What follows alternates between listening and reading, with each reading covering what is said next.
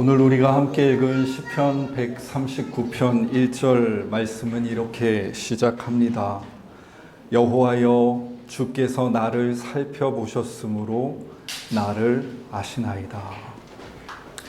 이 다윗의 시편으로 알려진 이 시에서 하나님은 나를 살펴보시는 하나님입니다. 그가 말하는 나를 살펴보시는 하나님의 눈길은 멀거나 추상적이거나 관념적이지 않습니다. 조금은 당혹스러울 만큼 구체적인데요.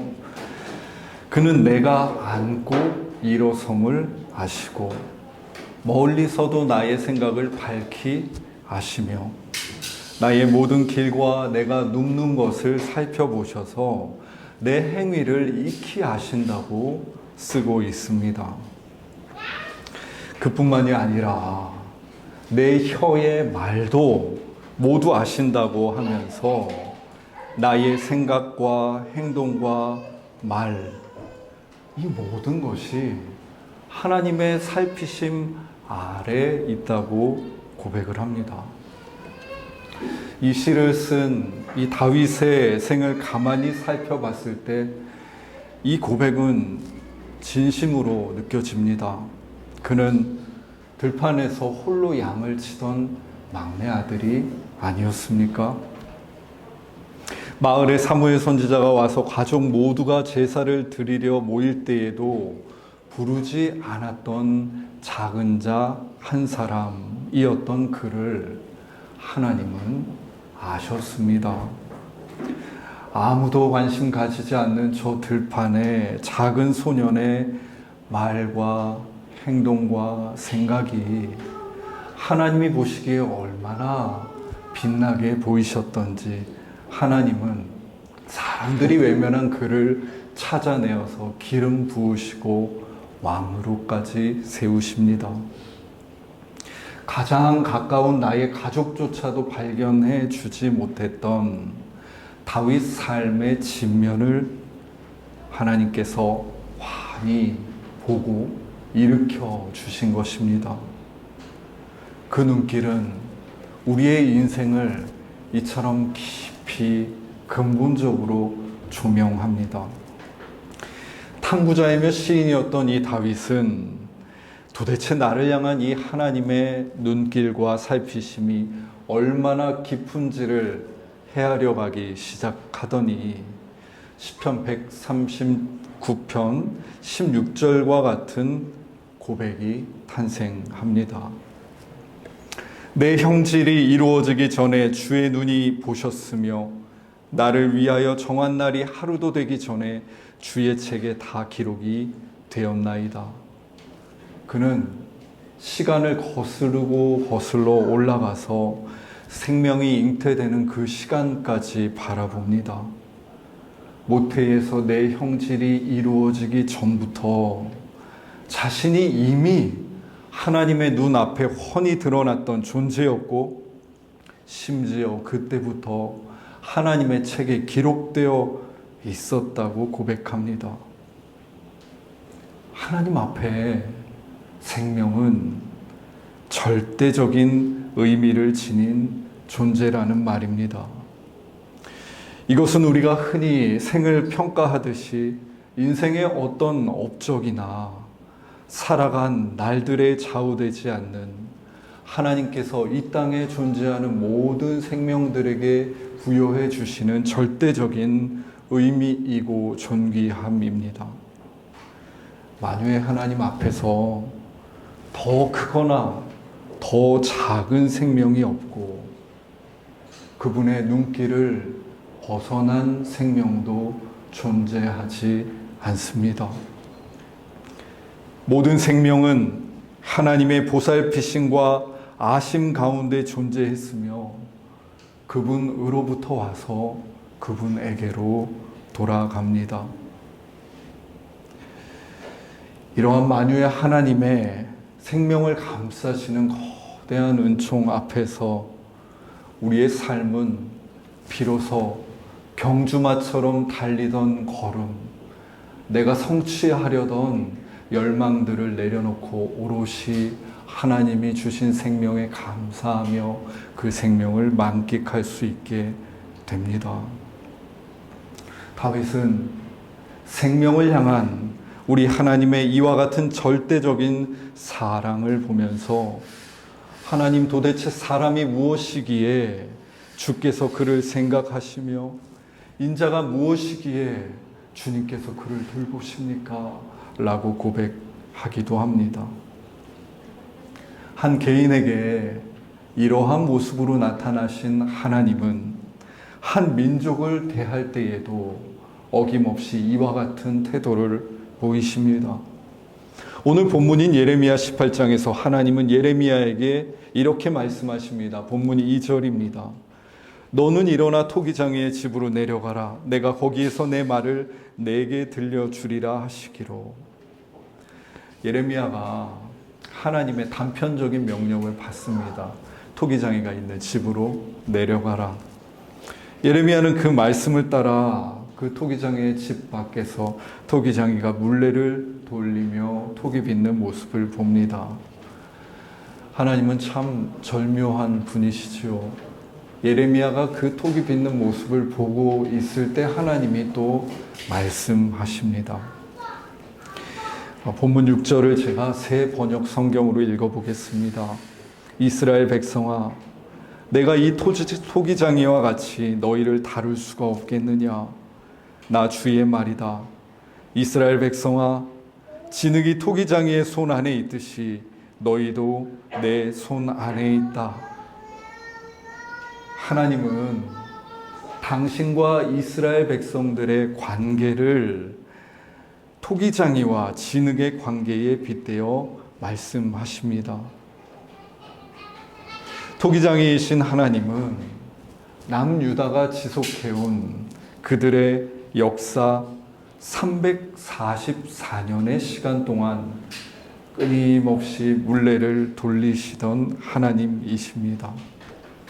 남유다가 처음 생겨서 망할 때까지 이 344년이라는 기간은 사실 물레만 돌리기에는 꽤나 긴 시간입니다. 하지만 하나님은 한 세대에게 희망을 걸고 말씀하시고 실패하시면 그만두지 않으시고 다음 세대에게 다시 희망을 걸고 말씀하셨습니다. 한 왕이 실패하시면 그저 패하시고 끝나신 게 아니라 다음 왕을 세우시며 그들이 일어날 수 있게 하셨습니다. 그러한 남유다를 향해 쓰여왔던 예언서, 곧 전해진 하나님의 말씀만 지금 우리에게 남아있는 것이 무려 14권에 이를 정도입니다. 이러한 하나님의 모습에는 우리를 향한 하나님의 인내가 드러나 있을 뿐만 아니라 인간을 향해 사그라들지 않는 하나님의 희망이 깃들어 있습니다. 성경을 읽는 우리조차도 도대체 어떻게 저 민족은 이렇게 신에게 무감하게 살아가는가? 혀를 끌끌 찰 때에도 우리 하나님은 그 민족을 향한 희망을 거두지 않으셨던 것입니다. 예레미야를 굳이 그 토기장이가 있는 집까지 데리고 가서 그 진흙 빚는 모습을 보고 예언하게 하신 이러한 하나님의 방식에도 하나님의 마음은 고스란히 담겨 있습니다. 하나님이, 그 신이신 하나님이 지금 비유를 사용하고 계신 것입니다. 여러분, 하나님은 영이십니다. 하나님이 손이 있으십니까? 하나님이 사람과 같이 발이 있으십니까? 그분은 형상으로 만들 수 없고 우리가 그분의 형상을 가정하여서 만드는 순간 그 본연의 의미가 반드시 왜곡되고 축소되고 마는 광활한 하나님이십니다. 그런 하나님을 우리는 다 이해할 수가 없어서 우리는 하나님을 이해할 수 있는 나의 범주 안으로 계속 끌어내립니다. 신과 인간이 동형이라고 생각하면 우리는 조금 쉽게 그 신을 이해할 수 있기 때문입니다. 하지만 그렇게 이해가 시작되기도 하지만 하나님에 대한 오해가 생기기도 다반수입니다. 그럼에도 불구하고 하나님은 이스라엘 백성들에게 구체적인 비유를 주십니다. 마치 어떤 상황을 아이에게 설명해 주려는 어른처럼 토기장이의 비유를 목도하게 하십니다. 우리는 하나님께서 주신 이 비유를 국한시키지 않으면서 이 비유가 주는 이해와 상상을 조금 열린 마음으로 품어볼 필요가 있습니다. 진흙이 토기장이의 손 안에 있듯이 너희도 내 손 안에 있다. 이 진흙과 토기장이라는 이 비유 안에서 둘의 관계는 명확합니다. 진흙은 결코 스스로 토기가 될 수 없습니다. 토기장이의 손길 안에서만 진흙은 비로소 토기가 될 수 있습니다. 제가 한때 목공을 배울 때 선생님께서 나무가 베어져서 가구가 되기까지에 걸리는 시간이 최소 5년이라고 말씀하셨습니다. 나무를 베어서 노지에 잘라놓으면 비를 맞고 나무는 2년의 세월을 견딥니다. 그러고 나서 이번에는 나무를 켜서 비를 맞지 않는 실내에 둬서 또 2년의 세월을 보냅니다. 그 기간 동안 나무는 건조되면서 점차 비틀어질 부분이 비틀어지고 견고한 몸을 가지게 되는 것이죠. 그리고 마지막으로 내가 작업을 하게 되는 그 작업장에서 1년을 더 묵히신다고 합니다. 그렇게 5년이라는 어마어마한 시간이 한 나무를 가구로 만드는데 필요한 시간이었습니다. 그런데 이 5년 동안 선생님은 그저 나무를 그 들판에 널브러져 헤쳐놓고 가만히 있는 것이 아니라 그 나무를 볼 때마다 그 나무로 무엇을 만들지 고심하신다고 말씀하셨습니다. 건조된 가구로, 건조된 나무로 어떤 형상의 가구를 만드는 것은 불과 2개월이 걸릴지 모르지만 사실 그 이면에는 무려 5년이라는 시간을 바라보고 고심했던 더 길고 긴 목수의 시간이 담겨 있는 것입니다. 다윗이 읽어냈던 시편 139편의 말씀처럼 토기를 빚으시는 우리를 향한 하나님의 시간도 어쩌면 그 형질이 결정되기 이전부터 우리가 생각하는 것보다 더 길고 깊은 그때로부터 시작되지 않았을까요? 토기장이신 하나님의 고민은 그렇게 오래전부터 시작되어 그들의 역사인 344년간 물레 위에서 계속 되었습니다만 진흙인 저 유다 백성들은 토기장이와 무관한 삶을 거듭합니다.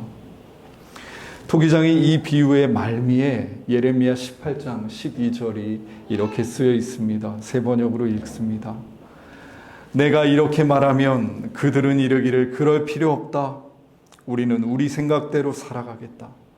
우리는 각자 자신의 악한 마음에서 나오는 고집대로 행동하겠다 할 것이다. 이 토기장의 비유를 다 말하고 마지막에 이 나온 절이니 토기장의 이야기의 맥락에서 보자면 진흙이 하나님의 이 예언을 듣고 이처럼 항변하고 있는 것입니다. 우리는 토기장의 손길 필요 없습니다. 내 마음에서 나오는 고집과 생각대로 이제까지와 같이 남은 생도 살아가겠습니다. 이렇게 사실 토기장이의 비유를 백성들에게 주신 하나님은 난망하십니다. 진흙인 우리는 우리를 살피시고 아시는 하나님의 그 눈길을 감각하지 못합니다. 오늘도 자신을 당신의 손길로 어루만지고 빚고 계신 하나님의 손길을 감각하지 못합니다. 당연히도 지난 344년의 헤아릴 수 없이 긴 역사 동안 물레가 돌아가고 있었다는 사실이나 끊임없이 하나님이 그들의 눈높이에서 자신이 축소되고 왜곡될지라도 다가오셔서 말씀하셨다는 사실도 눈치채지 못합니다. 그들은 마치 취한 사람처럼 자신의 말과 행동과 감정에 가득 차올라 있을 뿐입니다. 이러한 이스라엘 백성들의 모습은 오늘 복음서에 나오는 제자가 되지 못하는 무리들의 모습과 오버랩이 되어 눈앞을 스쳐 지나갑니다. 수많은 무리가 예수님을 따르고 있었습니다. 그때 예수님이 누가복음 14장 26절과 같이 자신을 따르려고 하는 그 많은 사람들에게 말씀하십니다. 무릇 내게 오는 자가 자기 부모와 처자와 형제와 자매와 더욱이 자기 목숨까지 미워하지 아니하면 능히 내 제자가 되지 못하고. 저는 이 말씀이 오용되는 것을 참 많이 봤습니다. 이단 집단에서는 이 말씀을 근거로 노골적으로 가족을 버리라고 말합니다. 가족에게 서슴없이 거짓말을 하라고 말하기도 합니다. 또 가족들의 삶의 맥락은 고려하지 않은 채 내 신앙을 폭력적으로 강요해보자고 말하기도 합니다. 그런데 여러분, 이 말을 하신 예수님의 생을 가만히 한번 바라보면요, 예수님은 그리스도 메시아로 사셨지만 가족을 등지신 적이 사실 없습니다. 예수님은 가나 혼인잔치에서 첫 이적을 행하시는데 그 첫 이적은 공교롭게도 그 자리에 동행했던 어머니 마리아의 권면을 따라서 이루어진 일이었습니다. 첫 이적뿐만 아니라 어쩌면 마지막 이적과 같은 십자가 위에서 예수님은 십자가 아래에 있는 어머니 마리아를 바라보면서 자신의 제자 요한에게 어머니를 의탁합니다. 또한 마리아 어머니에게 제자 요한을 아들로 여겨달라고 의탁하시기도 하십니다. 그러니까 어머니 마리아는 예수님의 사역하시는 동안 단절된 채 무관하게 계셨던 것이 아니라 예수님과 늘 동행하고 있었던 것입니다. 예수님은 자신의 가족을 그렇게 등지고 미워하셨던 분이 아닙니다. 오늘 본문에서 예수님이 그럼에도 부모와 처자와 형제와 자매와 자기 목숨을 미워하라고 할 때 사용된 미세오라는 이 헬라어 말은 심리적으로 부모를 미워하라는 말로 해석할 수 없습니다. 오히려 이 구약 성경의 맥락에서 우리 지혜 문헌이 미워하다라고 말할 때 쓰는 관용어 표현처럼 단념, 포기, 거절을 뜻한다고 보아야 합니다. 그래서 근래에 번역된 대한성서공회의 새 한글 성경은 본문을 전혀 다르게 번역하고 있습니다. 제가 읽어보겠습니다. 나한테 오는 사람이 자기 아버지나 어머니나 아내나 자녀들이나 형제들이나 자매들이나 심지어 자기 목숨에 대한 집착까지 내려놓지 않는다고 합시다. 그러면 그 사람은 내 제자가 될 수 없습니다. 이 미워하다라는 말의 뜻을 집착을 내려놓으라는 말로 정확하게 풀어낸 번역이라고 생각합니다. 우리가 집착하지요. 부모는 자식에게, 자식은 부모에게, 배우자는 배우자에게, 남자친구는 여자친구에게, 여자친구는 남자친구에게. 우리의 관계는 늘 건강하지만은 않고 위태위태하게 집착과 사랑을 오가지 않습니까? 사람에 대한 집착은 단지 사람에 머물지 않고 사물로도 확장됩니다. 누가복음 14장 33절에서 하여 예수님은 이렇게 말씀하십니다. 이와 같이 너희 중에 누구든지 자신의 모든 소유를 버리지 아니하면 능히 내 제자가 되지 못하리라. 예수님이 제자가 되는 조건을 말씀하시며 소유를 모두 다 버리라고 하시는 이유는 분명합니다. 소유에 집착하는 마음이 앞에 있을 때에 예수님을 따라갈 수 없기 때문입니다. 지난 예배에서 말씀드린 적 있습니다만 저희가 주일 아침마다 제가 문자로 나누고 있는 안식일에 대한 아브라함 요수의 헷셀의 글에서 그는 안식일을 기술 문명으로부터 독립하여 사는 날이라고 정의합니다.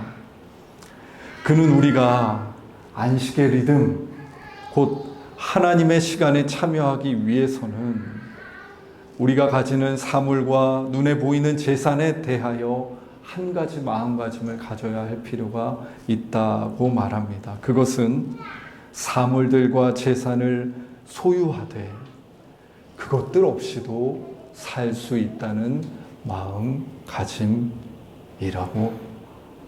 말입니다.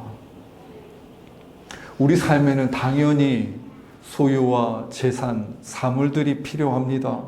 우리는 그것들을 소유하고 사용하고 그것을 통해서 편리함과 유익을 누립니다.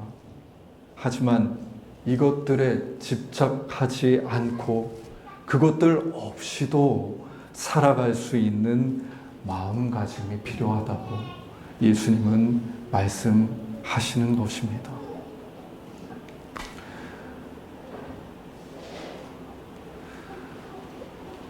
지난 한 달여간 우리 교회에서 작은 순모임이 진행이 되었습니다. 모두 22분의 교우님들께서 약 6주 동안의 여정에 동행하셨습니다. 저희는 모일 때마다 앞부분에서 침묵 기도를 했습니다. 기도의 방법은 간단합니다. 골방에 계신 하나님, 숨어서 보시는 하나님 앞에 머무는 기도입니다. 우리는 침묵 가운데 그 하나님 앞에 머물기를 연습하고 또 연습했습니다. 그런데 눈을 감으면 이상하게 하나님 앞에 가만히 앉아있는 그 단순한 일이 쉽게 되지가 않았습니다. 안에서 내 스스로에게 걸어오는 내적 대화가 끊임없이 일어납니다. 오늘 있었던 일이 갑자기 흘러가며 반추되기도 합니다. 기도하려고 하나님 앞에 앉아 있으려고 가만히 눈을 감고 침묵하며 있는데 내 생각은 어느샌가 이 의식의 흐름을 따라 저만치 가 있습니다. 거기서 골몰하고 있습니다. 그래서 우리는 기도하는 대다수의 시간을 그렇게 골몰하고 있는 내 생각으로부터 벗어나 다시 우리가 지향하는 하나님 앞에 앉아 있으려 하기 위해 애를 썼습니다. 지금 이 시간 내가 하나님 앞에 앉아 있는 것보다 더 중요한 일은 없다. 나를 가장 깊이 아시는 그분의 눈길과 그분의 손길 앞에 존재하는 것보다 중요한 일은 없다. 반짝이는 통찰이 머리를 스치울 때에도 그것들에 집착하지 않고 그것들을 떠나보내고 하나님 앞에 있는 이 시간이 가장 소중한 것임을 되새기며 그 시간을 지키려고 애썼습니다. 이 기도는 우리를 제자가 되게 이끌어주는 기도와 다르지 않습니다. 왜냐하면 예수님이 하신 말씀처럼 우리로 하여금 사물과 재산과 소유와 각 사람들에 대한 집착으로 흐려진 우리의 방향성을 다시금 우리 예수님을 향해서 지향하고 집중할 수 있게 해주는 기도이기 때문입니다. 우리는 이 길 위에서 나를 점차 하나님의 손길에 맡겨드리게 됩니다. 내가 알지 못하고 이해하지 못했던 토기장이신 하나님의 손길이 내 삶을 어루만지고 빚어오고 계셨음을 깨닫게 됩니다. 내가 이제까지 꼭 붙들고 살아왔고 집착했던 나를 구성하고 있는 사람들과 소유들에서 독립하는 일이 어떻게 자유롭고 쉽게 되겠습니까마는 우리는 그분의 손길과 물레 안에 있음을 다시금 기억하며 그분 앞에서 서 있는 시간 동안 내가 생각하지 못했던 그분의 손길의 이끄심을 따라 그분의 모습을 따라 빚어져 갑니다. 내가 의지했던 사람들과 내가 사랑했던 사물로부터 점차 자유를 얻고 나를 근원부터 알던 그분의 손길 안에 빚어지는 시간이 시작되는 것입니다. 그러나 우리는 또한 분명히 알고 있습니다. 기도하는 내내 우리는 그 하나님의 빚으심 안에만 있지 않았거든요. 대부분의 경험은 이렇습니다. 비틀비틀 이리저리 왔다 갔다 하다가 어느 한순간 하나님이 주시는 평화인가 하는 어떤 평화를 맛본 것 같다. 그만큼 하나님 앞에 온전히 존재하며 그분을 따르는 일은 어렵고 우리 안에는 이미 하나님 아닌 다른 생각과 가치들이 가득합니다. 그럼에도 불구하고 비틀거리면서 다시 한번 우리 예수님께서 말씀하신 그 모든 집착으로부터 벗어나는 제자의 길로 한 걸음을 내디뎌 보는 것입니다. 그러할 때 우리가 오늘 마주하고 있는 아픔과 기쁨과 슬픔과 괴로움도 단지 독립적인 것이 아니라 단지 우연한 일이 아니라 우리를 빚으시는 우리 하나님의 그 토기장이신 분의 손길 안에 있음을 믿고 받아들일 수 있게 될 것입니다. 하나님이 사랑하시는 숫가족 여러분, 비틀거릴지라도 그분의 손길에 내 삶이 있음을 믿으며 주님께서 부르시는 이 길을 하루하루 걸어가 보지 않으시겠습니까?